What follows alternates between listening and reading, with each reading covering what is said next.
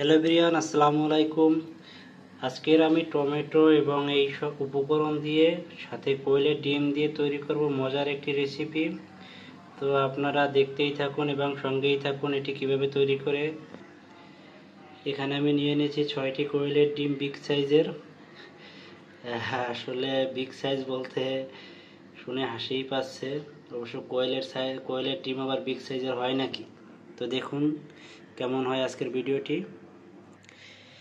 এখানে ফ্রাই প্যানটা ভালো করে গরম করে নিয়েছি। আমার ফ্রাই প্যানটা ভালোই গরম হয়ে গেছে। এরপরে দিয়ে দিচ্ছি আমি তেল।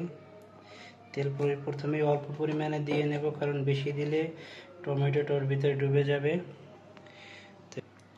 তো এরপরে আমি পিস পিস করে রাখা টমেটোগুলো এখানে দিয়ে দিচ্ছি।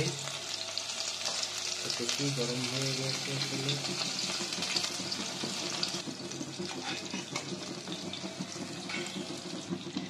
টমেটোগুলো দেওয়া হয়ে গেছে।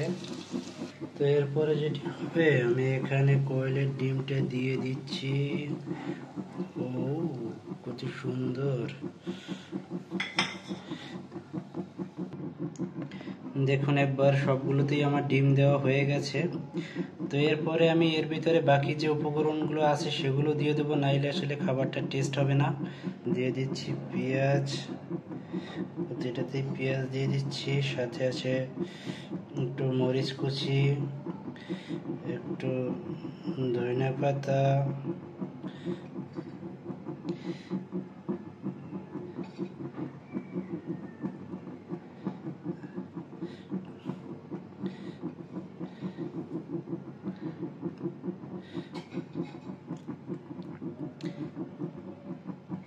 সবগুলোতেই দেওয়া হয়ে গেছে। এখন আমার মজার রেসিপিটা রান্না চলতেছে। এই যে স্বাদ আসলেই বাড়বে, ভুলে যাচ্ছে।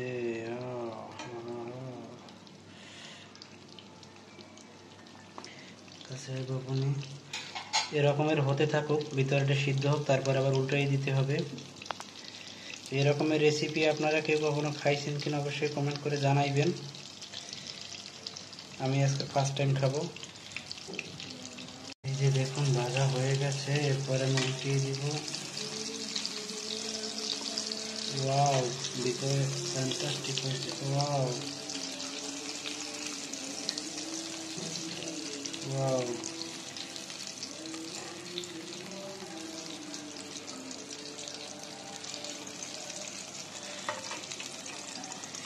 বলছিলাম তো ডিম বিগ সাইজের, যার কারণে ডিম হয়ে গেছে।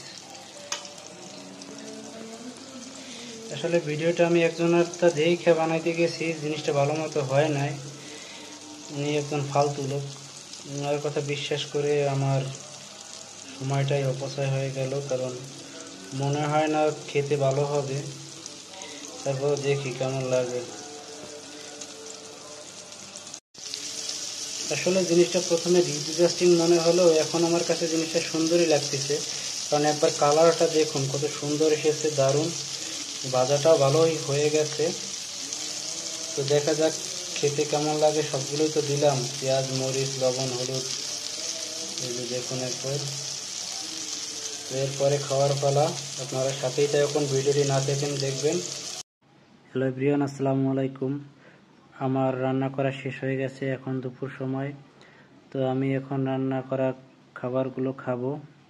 তো এখানেই দেখতে পাচ্ছেন যে আমার স্পেশাল ডিম টমেটো রেসিপিটা। আপনারা কালারটা দেখুন একবার, কত সুন্দর দেখতে শোনাচ্ছে।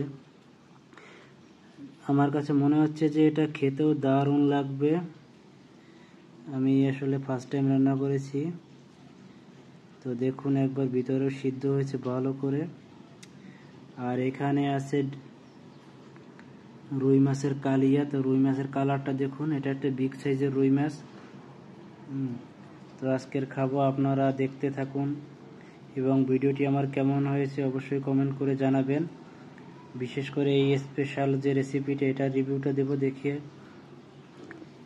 ভাত খাই কম, তরকারি খাই বেশি।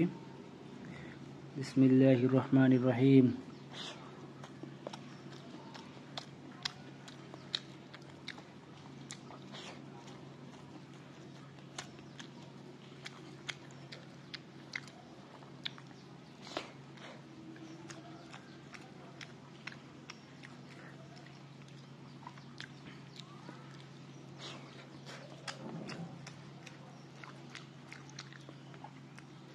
খেতে আসলে মোটামুটি লাগতেছে, বেশি ভালো লাগতেছে না, কারণ টমেটোর ভিতরে লবণ ঢোকেনি, তাই আমতা আমতা লাগতেছে।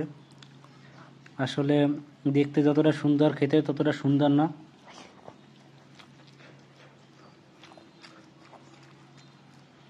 আপনাদের যদি অরুচি ধরে খাবারে, সেক্ষেত্রে এইসব ফালতু খাবার বানাই খাইতে পারেন। এটা আমি বলবো একবারে ফালতু খাবার। যে মহিলার ভিডিওটা দেখে আমি আসলে বানাইছি, আজকে রেডিও তৈরি করছি, আমার ওই সময়টাই বিতে গেল না।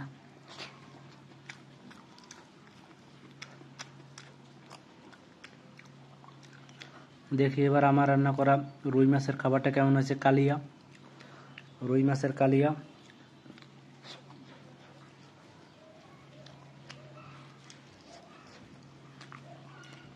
এটা পারফেক্ট, আসলেই অসাধারণ। এটা রুই মাছের স্বাদটাই অসাধারণ।